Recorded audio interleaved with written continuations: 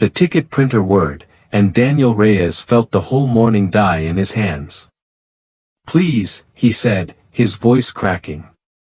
"Please, officer. This car is all I have." The officer didn't look at him. He looked at the rust climbing the wheel wells, the cardboard patching the floorboard, and then his eyes found the little girl in the back seat and slid past her. "You're blocking a restricted zone," he said, flat as a form letter. "You're obstructing traffic. And you're not above the law." The ticket fluttered onto the cracked dashboard. Daniel stared at it, and something inside him went very still. Because what nobody knew, watching that uniform walk away, was that Daniel Reyes was not finished. He had two things left in the world, his daughter, and his word. That was the mistake. To understand why that little printer sounded like a death knell, you have to know the real Daniel Reyes. He worked nights at a warehouse, and every paycheck carried one name before it cleared the bank, Lily. Lily was 7, with a gap-toothed smile and a backpack with a unicorn patch she'd sewn on herself. Her mother had left when Lily was 2, and Daniel had become 2 parents at once. Money was a low-grade war, rent, electric, school supplies, shoes she outgrew in 3 months. He drove a silver sedan with 217,000 miles and a check engine light so old it felt like family. That morning he made pancakes from a mix on sale and cut lilies into stars. "I'm going to be an astronaut, a vet, and a moon scientist," Lily announced. "That's a lot of jobs, baby." "All at the same time," she said. "On the moon." Daniel laughed, a real laugh, the only kind she could still pull out of him. He poured the syrup in a careful spiral, because she believed the shape made the pancakes luckier, and he had never once corrected her. By the time they were buckled in, he'd counted the change in the cup holder, $3.40.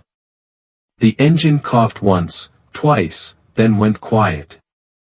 He begged it awake, and it caught with a sound like gravel in a blender. For 5 minutes the car behaved while Lily sang made-up songs about clouds, and Daniel let himself relax. That was the mistake. The temperature gauge began to climb, slow as a fever. Then the engine made a sound he had never heard in 6 years, a long grinding moan, as if metal were tearing itself apart. The sedan died in the middle of the intersection. "Daddy?" Lily's voice was very small. "It's okay," he said, already lying, already cranking the key. "It's just a hiccup." The horns arrived, a furious chorus, as if the whole city had been waiting for permission to yell at him. Lily pushed her hands over her ears. Then, above the horns, a siren. The traffic parted around it like water. Red and blue lights swept across the mirror, and a relief so powerful it nearly brought him to tears rose through him, because this was what he had taught her: when you need help, you follow the blue lights. "See, baby." He smiled at her in the mirror. "The police are here to help us." The cruiser sat behind him, lights spinning, for a long moment. Then the door opened. The boots came first, black and polished, clicking across the asphalt like a metronome, and the horns went quiet. This wasn't a rescuer. The officer stopped at the window. Tall, maybe 50, eyes the color of a cold lake. The name stitched in gold on his pocket was Thorne. He asked for license and registration like he was reading a card. "Please," Daniel said, hands shaking. "The car just died. My daughter's in the back." "License and registration," Thorne repeated, smiling a small, careful smile, the smile of a man enjoying himself. The registration had expired 4 months ago. Daniel had chosen between it and the electricity won. "Mr. Reyes." Thorne said the name like he was testing a coin for counterfeit. "How did you plan on driving this legally tonight?" "I was going to renew it. It's been hard, officer. You don't say. Thorne's eyes drifted to the child in the back seat, and something crossed his face. Not sympathy. Distaste. Officer, please. Daniel hated the taste of the word, but he forced it out. I just need help pushing the car to the shoulder. That's all I'm asking. We're blocking traffic. Thorne laughed, a short, clipped laugh, the laugh of a man who had run out of patience decades ago. Push it. Do I look like a tow truck? I'm not asking you to tow it. I'm asking you to help me move it out of the road. You drove this junk heap into the busiest intersection in the district and you're asking me to push it for you? Sir, I've seen better decisions made by raccoons. Daniel's face went hot. Behind him, Lily whispered, Daddy. It's okay, he said, and it came out like a question. Thorne ran a gloved finger along the rusting fender, examined the residue, and flicked it away. This vehicle is a hazard to you, to your daughter, and to every driver on this road. I'm helping the city by taking this piece of junk out of the picture. The ticket printer started again. That small, mechanical whir, printing line by line, dollar amount by dollar amount, and Daniel heard the whole afternoon die in it. Please, he said, smaller than he had ever heard himself. That's $300. I don't have 300. I don't have 50. If you write that ticket, I can't make rent. I can't buy groceries. My daughter is 7 years old and she's watching this. Then maybe she should see what happens when people make poor choices. He tore the ticket free with a clean, practiced motion. Congratulations, Mr. Reyes. That's your morning. Please just look at me. Daniel's hand shook as he reached for it. I'm not asking for special treatment. I'm a person. I'm a father. I'm trying. I see a man blocking a public roadway, Thorne said, utterly calm, which somehow made it worse, and that man is not above the law. He let the ticket drop onto the dash and looked down at Daniel from the full height of his badge. No excuses, he said.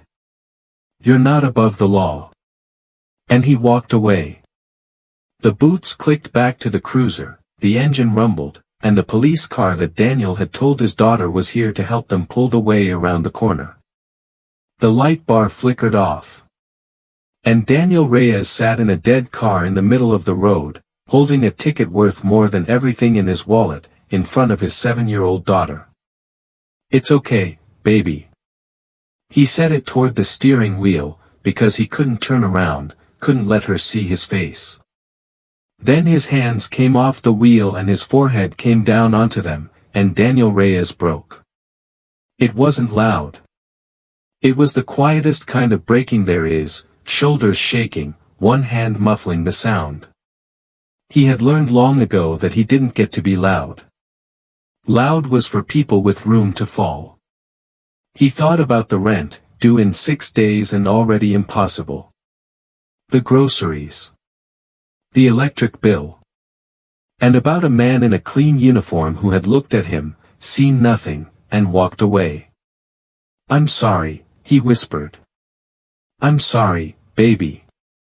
Daddy. A small hand touched his shoulder.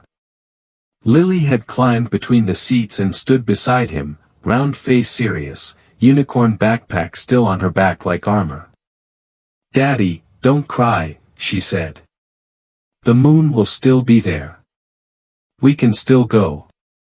And Daniel laughed, or sobbed, it came out as both, and held her so tight she squeaked, and for one moment the world went quiet. We need to push the car, Lily said, with the calm authority of a 7-year-old decided on the matter. Then we push it from outside, she said, like it was the simplest thing in the world. And then there was a knock on the passenger window.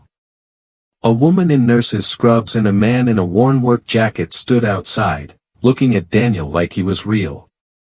You okay in there, man? The man asked. His name was Miguel.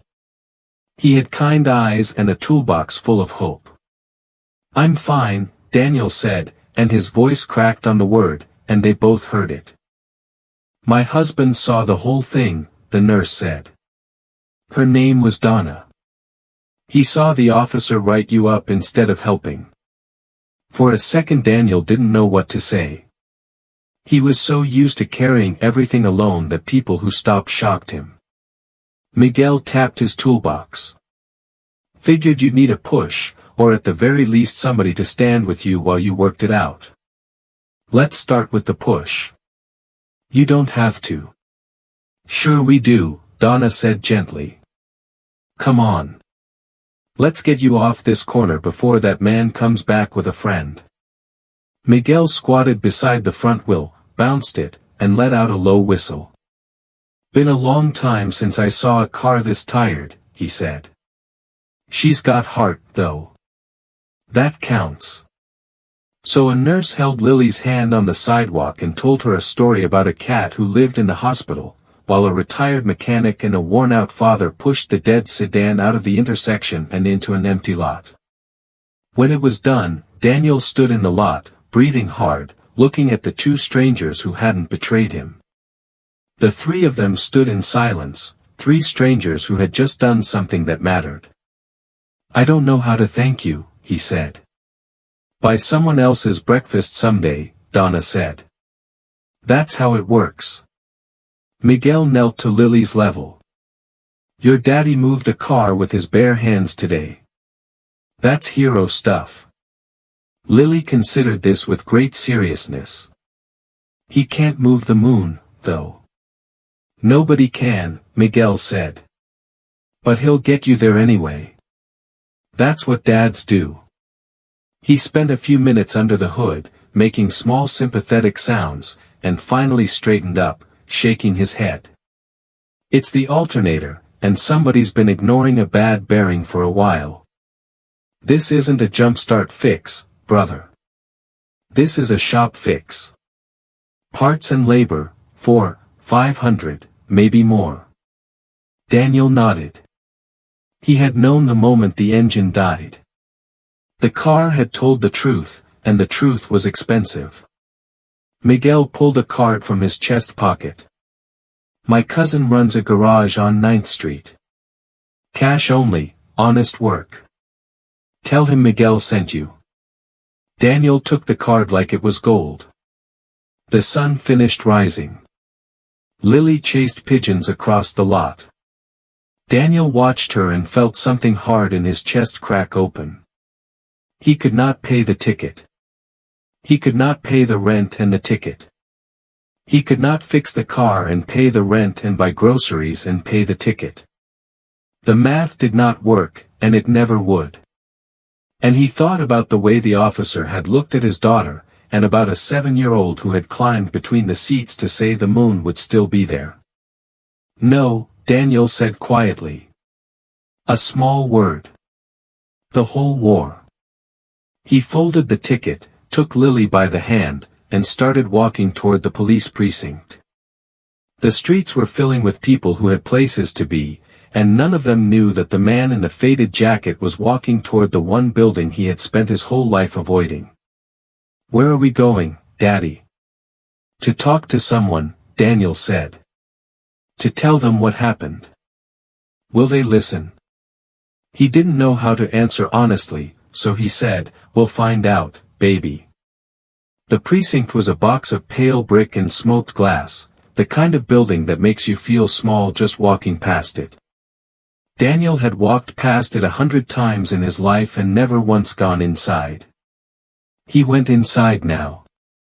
Behind the long counter of polished wood sat a sergeant with reading glasses pushed up on his forehead, typing. He looked up only when Daniel cleared his throat. "Help you?" The sergeant did not mean it as a question. Daniel placed the ticket on the counter, face up, and smoothed it flat with the palm of his hand.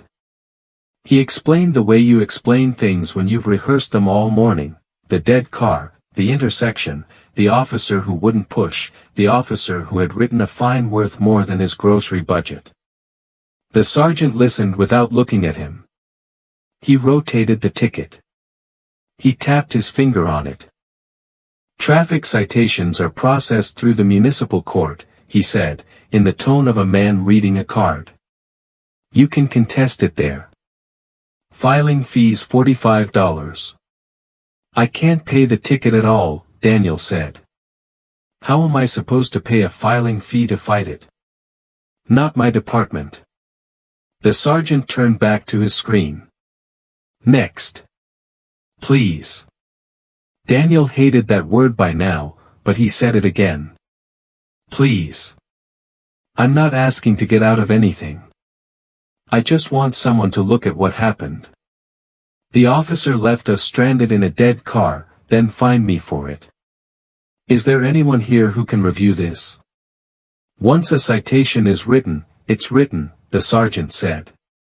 Police don't cancel tickets. Court decides tickets. That's the procedure.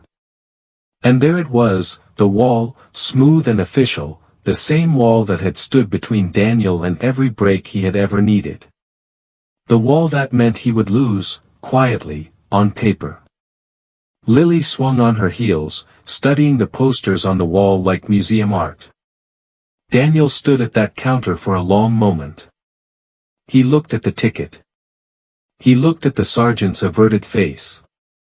He thought about walking out, and about the $340, and the rent, and the little girl who had told him the moon would still be there. No, he said. The sergeant's head came up. I'm sorry. I said no, Daniel said, his voice small and clear, done with being small.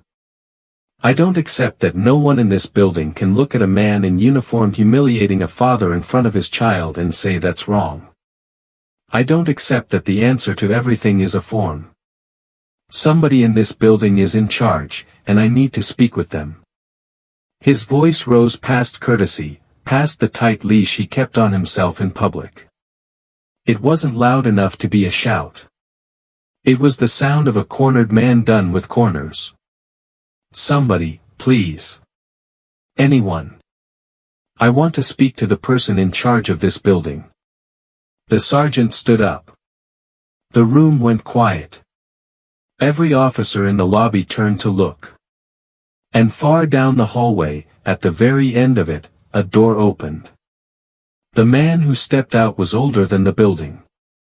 His uniform hung on him like a second skin that had been earned, not issued, and his name, embroidered in gold, read Chief Ramirez. He looked at the sergeant, who sat back down without a word. Then the chief looked at the man and the little girl at the counter, the man holding a crumpled citation like a flag of surrender. Not anger crossed his face.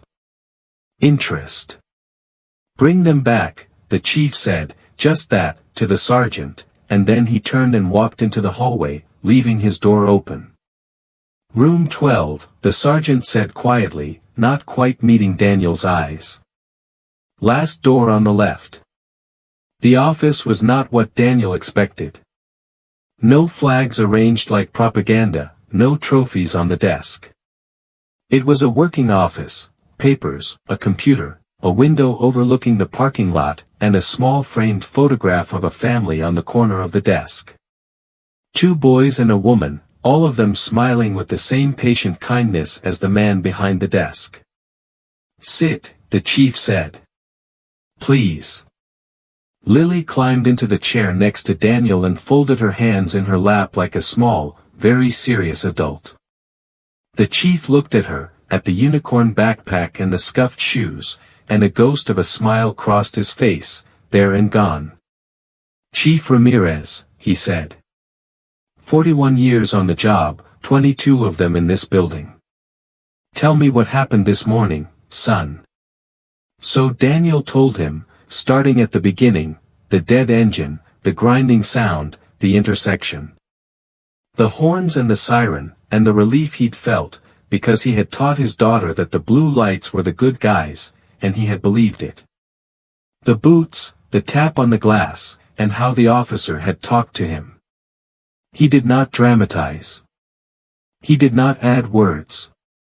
He told him about holding Lily in the dead car, and about the man in the clean uniform walking away as the light bar went dark. When he was done, he put the ticket on the desk, face up. "That's my morning," Daniel said. "I'm not here to make trouble. That ticket means I can't feed my daughter this month, and the man who wrote it didn't care." The chief did not speak for a long moment.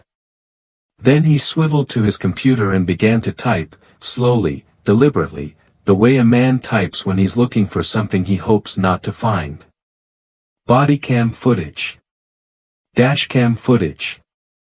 He typed a badge number, and the screen filled with the view from inside a cruiser, a dead silver sedan in the middle of an intersection while traffic screamed around it. Daniel watched himself on the screen, the boots walking into frame, the tap on the window, his own hand shaking as he handed over the license. And then he heard it, the whole morning playing back in the chief's office, in a recording he had no control over. "My daughter's in the back. Do I look like a tow truck? I'm just asking you to see that I'm a person. I see a man blocking a public roadway. And that man is not above the law." The ticket printer. The hand shaking. And then the worst part, the part Daniel hadn't known was recorded, his own voice, seconds after the cruiser pulled away, saying, "I'm sorry, baby. I'm sorry." Over and over, into the steering wheel. The video ended. The chief sat very still. His face had gone from interest to something harder, quiet, contained fury, the kind that doesn't shake or shout, the kind that just keeps a long, cold ledger. He played it again, and then a third time at slow speed, watching the moment when Thorne's eyes landed on the child in the back seat and slid away like she wasn't there. Then the chief reached into his pocket and pulled out a radio. "Dispatch to 37. Officer Thorne, respond." A crackle. 37, go ahead. "Thorne, this is the chief. I need you back at the station. Now. Come straight to my office. Don't stop anywhere. Straight to me." A pause, longer than his words could account for. "Copy, Chief. On my way." The radio went silent. The chief set it down and looked at Daniel. The fury had not left his face, but when he spoke, his voice was soft, almost gentle. "Mr. Reyes. I've been carrying this badge for 41 years. He held the ticket between two fingers like a splinter he was about to pull. "This badge means I'm a servant of the public. When a family is stranded, my people help them push the car. It means that when a man is at the end of his rope, my people find him some slack.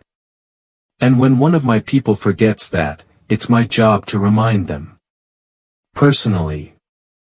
Lily had fallen asleep in her chair. Daniel watched the small rise and fall of her breathing and felt a strange calm settle over him. A knock at the door. The chief didn't call out. He stood, walked around the desk, and opened it. Officer Thorne stood in the doorway, hat in both hands, fresh from the road. His eyes went from the chief to the man in the chair, a flicker quickly suppressed, recognition, then smooth professionalism. "Chief," he said. "You wanted to see me." "I did." The chief went back around his desk, sat down, and folded his hands on top of the ticket. "Close the door." Thorne closed it. "Chief, with respect, I handled that stop by the book. Expired registration, obstruction, restricted zone. All on camera. By the book." The chief tasted the words. "Does that book have a chapter where you leave a man and his daughter stranded in a dead car? Where you mock a father in front of his child?" His voice didn't rise, didn't need to. "The law is a floor, son. Not a ceiling. Today you were less than the minimum. You were a speed bump with a sidearm." Thorne's jaw tightened. With respect, Chief, that car is a hazard. I was protecting the public. You were protecting your ego, the chief said. I watched the footage, all of it. I watched you enjoy yourself. You smelled power, and you drank it. In the silence, Lily opened her eyes and looked straight at Thorne.